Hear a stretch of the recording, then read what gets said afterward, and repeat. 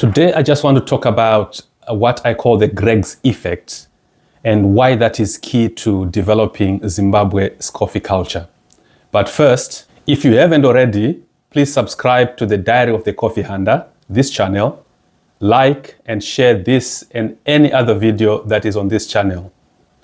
You get to be a part of the journey that we are on, seeing various coffee cultures around the world, and also ultimately seeing that Zimbabwe has its own coffee culture that the world can enjoy. So please hit the subscribe button, like and share. So one day in 2019, before COVID, I stood in our coffee shop on a UK high street. Then across the road, I saw a regular customer, stiff-necked, walking past, holding a cup of coffee, which had, from the distance, I could see it written Greg's, and it had also a packet of what would have been either a pie or any other confectionery that he may have bought from Greg's. Now, Greg's is a big chain in the UK. They are huge, and they are literally on every corner in the UK. Every space where there's a footfall of any amount, you find a Greg's shop. But that wasn't a problem. The big problem was that Greg's had introduced coffee, but not only that, they had introduced coffee and they were selling coffee for such a low price, and they had meal deals where you get a coffee and a pie or any other confectionery that they are selling in their outlets for the same price we were actually selling a cup of coffee for. Now, obviously, that in itself is not a problem, but it is a cause for concern on a high street like the UK, which is brutally competitive. And for a national outlet listed on the stock exchange, for them to come up and pretty much undercut what you're doing, because it's not that they were just chucking out junk coffee. It would be a decent coffee, you would get a decent coffee for that price. Obviously not as good as what we would have been selling ourselves, but it was good enough. I've had Greg's coffee myself before. If it's going to be milky, then the milk sort of like overrides a lot of other things, and you just get to enjoy it, and you get your caffeine fix. So that was the problem for us. Now, as my head spun trying to come up with what would be a counter to this threat, because the Greg's shop was literally just around the corner from where we were, I then had a light bulb moment. Greg's selling low-cost coffee was not such a bad thing after all. How is that, you may ask? Now, the price we were selling our cappuccinos and our lattes was unaffordable to an ordinary working person to be having a coffee of their favorite coffee every single day, especially after the upselling that would happen, that would make them spend probably every time they visit, they end up spending between 7 and 10 pounds having visited a coffee shop. Mind you, we are also in the financial advice era where the younger generation is being told that if they ever want to get on the property ladder, they should give up on their daily latte treatment. They should give up coffee so that they can save to get on the property ladder. I don't know how that would work, but that's the advice that young people are being told these days. In fact, I would say if you need any money-saving tips, I've got somebody I know. If you can follow Rumbi at Family Harvest Finance, she does these workshops on how you can make savings that are meaningful for you to be able to perhaps get on the property ladder by not giving up your favorite coffee beverage. So anyway, back to Greg's. 2 days later, I am again in my coffee shop, and guess who walks in? Guess who walks in? And it is my customer. My favorite customer has walked in, and this time walked straight to the counter. We have our usual chat, and he goes ahead and he orders. The conversation about the day I saw him never comes up. never comes up. And then he proceeds to order, and he sits down, and then he's served with his coffee, bought something else at that particular stage. But he was there for nearly an hour.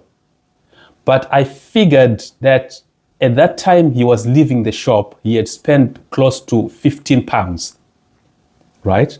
Now, this is where the light bulb moment comes in. Now, we are selling our coffee to a customer, and we have a target, an expected target of that every contract that comes, every customer that walks in, they must spend between 7 and 10 pounds after upselling. We may be selling our coffees for £3, for example, but we expect an additional 4 to 7 pounds in upselling. So I figured that my customer cannot afford to be spending between 7 and 10 pounds every single day, but they need their daily caffeine treatment. So that's where Greggs come in. And that's where Greggs is important, because what Greggs managed to do for my customer is to make sure they stay enjoying coffee, but that once or twice a week, they can come in and treat themselves while they're sitting down and they're having a nice coffee in a nice environment, and they can even invite a friend to talk, which is what I talked about in the other video about commercialization of conversations. So that phenomenon where a customer goes to look for a cheaper alternative in between their weekly or twice a week visit to their favorite coffee shop is what I then called the Greggs effect. And now, how does the Greggs effect apply to Zimbabwe? This is what is important. Now, for Zimbabwe's coffee industry, the retail sector, the coffee culture that we've been talking about in the last few weeks, for it to really develop and flourish, Zimbabwe needs its own version of a Greggs effect. So that's why I mentioned that we need to have street vendors and mobile carts coming through, being able to be in spaces in your high density suburbs, somebody getting on a combi, getting off a combi in Kwadzana, and then as they step out of a combi, they can grab 2 coffees to bring for somebody who is at home and enjoy together while they're also having theirs. That should be affordable. So that is crucial. What that does is it gets more people, that democratization of coffee that I was talking about. It gets more people to be enjoying coffee. But at the same time, what that will do is that same person, on the day that they then go across the other side, or north of Samora or north of the railway line, and they sit in a coffee shop, because they are already a coffee consumer, it becomes a lot easier for them to then spend the £5 on a coffee. So that is the power of the Greggs effect. We need to have people being afforded the opportunity to have a decent coffee. Coffee should be for everybody. Coffee should not be an elite drink. It should be for everybody. For many years, it has been considered a luxury, but in reality, coffee should be accessible to all. If I had my way, I would make coffee a human right. Consumption of coffee every morning, a human right.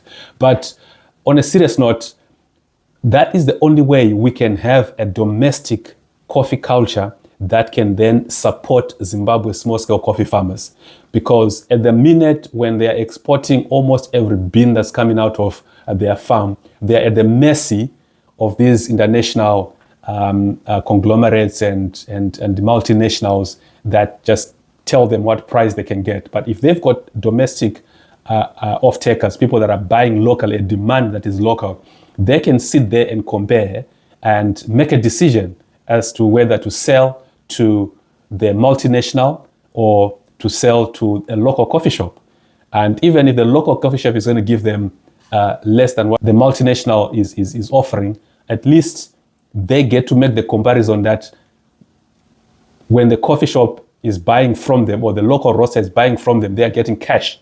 They don't have to wait for months and months and months, as is the case in in point at the minute with Zimbabwe's coffee farmers, that they deliver some time from, and harvest time is from June, July, and by October they will have delivered their coffee. But they have to wait until into the New Year times before they receive the money for the coffee they delivered 4 to 6 months earlier.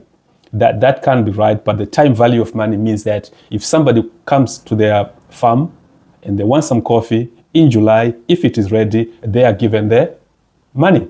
They are given cash and the coffee is taken away. And then they can prepare for the next season, because the biggest thing that the farmers have been having is that by the time they receive the money, once the coffee has been exported, it is well past the crucial stage in their coffee farming efforts, which is when the coffee trees are flowering in November, December, and it is when good rains come as well. So by the time they get the money, whether it comes in January or February, it may be too late, because they need to do the fertilization and all sorts of things that need to happen at the flowering stage, which then allows the coffee tree to produce as many good quality cherries as possible. So that is the Greg's effect. That is the power of the Greg's effect. And we need to have our own version in Zimbabwe that will help us promote the coffee culture in Zimbabwe, boost domestic consumption, thereby create a good demand for local coffee from our local farmers. And that's the best way we can support. Our farmers do not need charity. They do not need NGOs. Of course, they do need NGOs for support with training and stuff like that, but they do not need some welfare kind of support. They are business people.